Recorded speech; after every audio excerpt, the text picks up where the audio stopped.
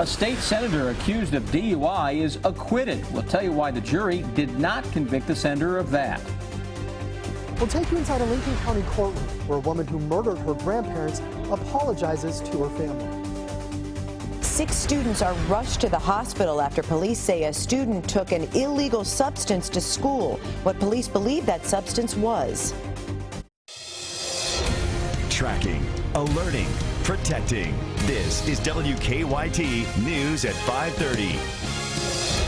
Good afternoon. A state senator accused of DUI has been acquitted. It took a Franklin County jury only minutes to reach a verdict for Senator Brandon Smith after a day-long trial. But the jurors did convict Smith of speeding. Victor Puente was in the courtroom when jurors returned their verdict. He tells us why the jury acquitted Smith of DUI in our top story at 5:30. This jury only deliberated for about 10 minutes before finding Brandon Smith not guilty of DUI. His attorney told me they were confident they'd get that verdict because of a lack of evidence. We, the jury, found the defendant not guilty, and this is the instruction as it relates to the DUI charge. State Senator Brandon Smith didn't show much emotion as he heard that ruling, but once his trial was over, he told the media this had been very hard on his family. People calling us drug things, and they, just like I said, just like the Mockingbird, the guy that knew everything that wasn't there, we had those people calling, harassing my kids at school. Kentucky State Police Trooper Brian Miller testified that on January 6th, he pulled Smith over for speeding. He said he smelled alcohol, and when he gave Smith a sobriety test, he failed to walk heel to toe and his eyes showed impairment. Smith's attorneys argued that he had had a few sips of alcohol hours before driving but wasn't impaired. He refused to take a breathalyzer after his arrest. He said he was trying to contact his attorney but ran out of time before he had to take the test. His words were, "I'll take the test. I don't care to take the test. I don't mind to take the test, but I want to call and contact an attorney first." The owner of a convenience store that Smith stopped at just before his arrest said he couldn't tell that Smith was impaired. The jury did find Smith guilty of speeding. Smith says this was the outcome he had expected, but he's taken a lot of abuse since his arrest. And the thing about it is that you come into a setting like this and you hope, you have the trust of the system, and we trust in the system. We knew we were innocent of it. Today we got proven that. Because he refused to take that breathalyzer test, Smith lost his driver's license at his arraignment. But now that he's been found not guilty, it'll be returned to him. In Frankfort, Victor Puente, WKYT. Brandon Smith will have to pay a $40 fine plus court costs because of the speeding conviction. Investigators are searching the scene today, trying to figure out what caused a deadly small plane crash in eastern Kentucky. The plane went down last night off Lost Creek Road behind the Wendell Ford Airport near Hazard. The coroner says at least one person was killed, but the victim has not been identified. Investigators also have not said if anyone else was on the plane. I just run up here, to see what was going on, and I see what happened, and I just turned around and went back home. I don't like to see things like that. Investigators tell us they will search the wreckage looking for things like VIN numbers, which can identify the plane and possibly who was on board. A train hit a car this afternoon in the Gray community of Knox County. Firefighters say 2 women and a child were in the car, and the 2 women were injured. We're told one woman was flown to a hospital. The other was taken to the hospital by ambulance. Their names and conditions have not been released. We're told the child was not hurt. She says she's sorry. Today, 18-year-old Allison Wilson was sentenced for setting her grandparents' Lincoln County home on fire. Her grandparents died in the fire. Wilson was originally a juvenile when the crime happened, but now that she's 18, a judge is sentencing her as an adult. In this Crime Tracker report, our Mark Barber tells us what Wilson's family had to say to her. 18-year-old Allison Wilson will serve concurrent 25-year sentences on each murder charge. Right before she learned her sentence, she apologized to her family for killing her grandparents. I'm sorry to put you all through this, and I'm just so sorry. Wilson was 16 when she set her grandparents' home on fire back in 2013. Investigators say 64-year-old Everett Garland, a Vietnam veteran, and his wife, 60-year-old Linda Garland, were asleep when Wilson started the fire. They weren't able to escape from their home. Autopsies determined that the couple died from smoke inhalation. Investigators say Wilson was staying with the couple in their Eubank home. We're told she called 911 after she lit the flames. Last month, she pleaded guilty but mentally ill to 2 counts of murder and 1 count of arson. After Wilson was sentenced this morning, her family told us that her emotional apology cannot erase the pain she's caused. This has had, an effect on all of us, that we don't want to come back here again when our roots were here. Wilson's attorney and the judge agreed that she needs to be treated for her mental health issues while she's in prison. Her family tells me they don't know what she's suffering from. In Stanford, Mark Barber, WKYT. The judge says that Wilson will get credit for time served, so she will serve about 22 years before she is eligible for parole.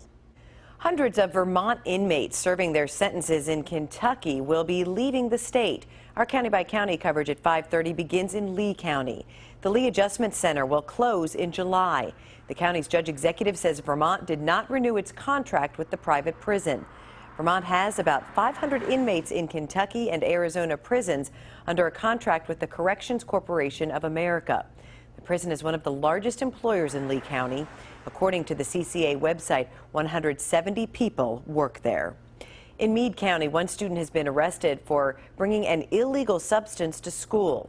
Police say 6 students were involved in the incident this morning. All of them were taken to the hospital. Meade County High School officials say police arrested one of the 6 students, who's a 15-year-old. They say the illegal substance might have been inside an e-cigarette.